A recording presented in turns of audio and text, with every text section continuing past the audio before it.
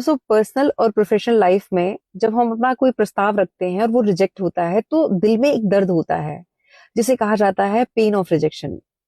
ये एक आर्ट है जिसे हमें फेस करना आना ही चाहिए। इस विषय में मेरा अपना व्यक्तिगत अनुभव क्या है वो भी मैं आपके साथ साझा करना चाहूंगी, पर इससे पहले ये बताना चाहूंगी 2 दिन पहले मुझे एक मैम का मेल मिला।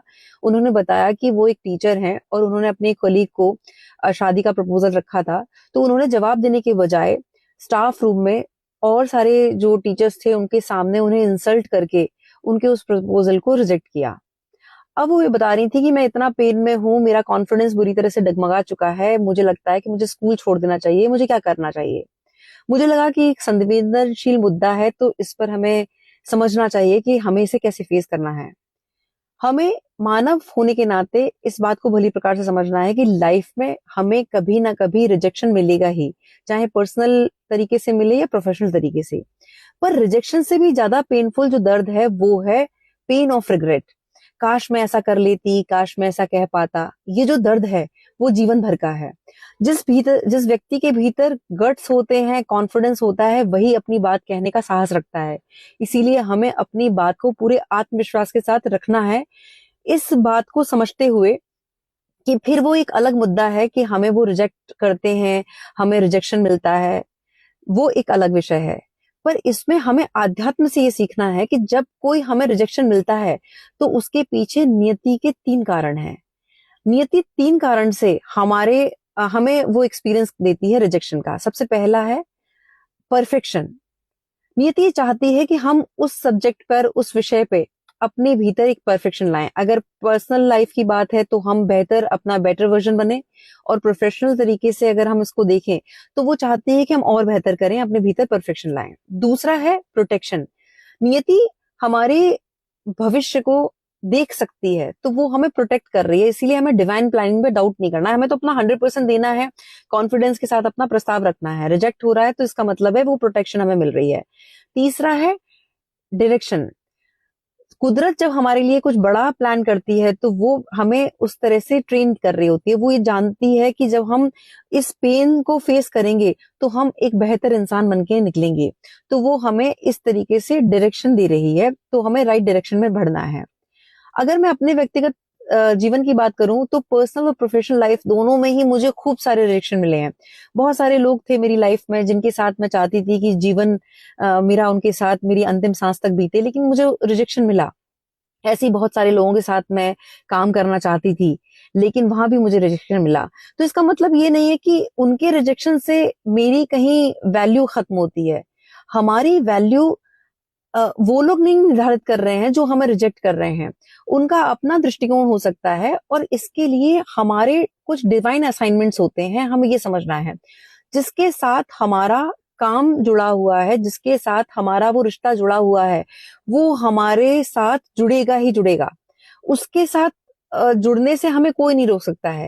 लेकिन जिसके साथ नहीं जुड़ा है, हम कितना भी प्रयास कर लें वो नहीं जुड़ेगा।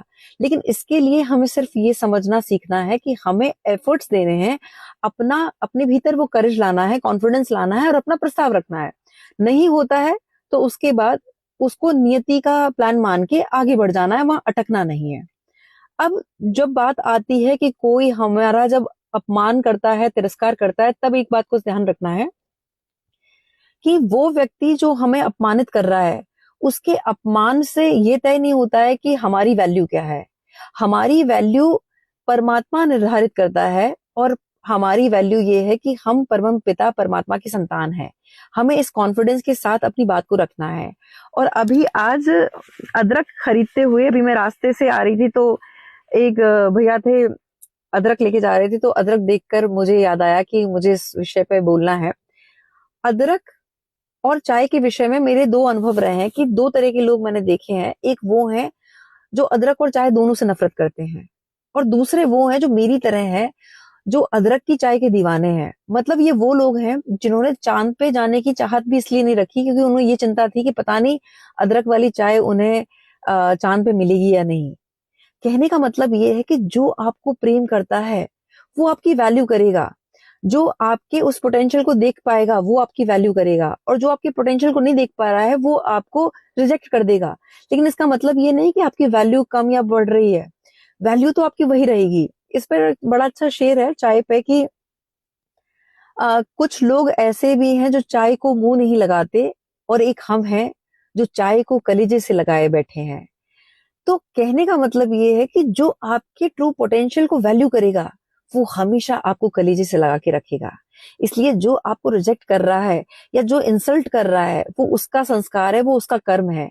उसके इंसल्ट या उसके रिजेक्शन से हमारा वैल्यू घट या बढ़ेगा नहीं, इस बात को समझ लें। हमारा ट्रू पोटेंशियल, हमारा खुद का कॉन्फिडेंस ये तय करता है कि हमारी वैल्यू क्या होगी। और फिर जब हमारी खुद की वैल्यू हमारी नजर में होती है, हमारा खुद का कॉन्फिडेंस होता है, फिर राइट लोग, राइट अपॉर्चुनिटीज अपने आप हमारे जीवन में आती हैं, और एक डिवाइन प्लानिंग के तहत हम उनके साथ जुड़ते हैं, उनके साथ हम एक सुंदर जीवन जीते हैं, और उनके साथ हम काम करते हैं, क्योंकि वो डिवाइन असाइनमेंट के तहत हमें वो काम दिया गया है, और वो लोग हमारे जीवन में उसी आधार पे आए हैं। तो हमें अपने पोटेंशियल पे काम करना है और कॉन्फिडेंस को बनाए रखना है, और जो रिजेक्शन है उससे फेस करना सीखना है। बहुत बहुत आभार, नमस्कार, जय श्री राम।